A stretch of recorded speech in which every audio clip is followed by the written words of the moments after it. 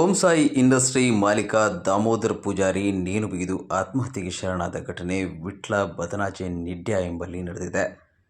ಮೃತರನ್ನ Om Sai industry ಮಾಲಕ ಬದನಾಜೆ ನಿಡ್ಯ ನಿವಾಸಿ ದಾಮೋದರ ಪೂಜಾರಿ ಎಂದು ಗುರುತಿಸಲಾಗಿದೆ.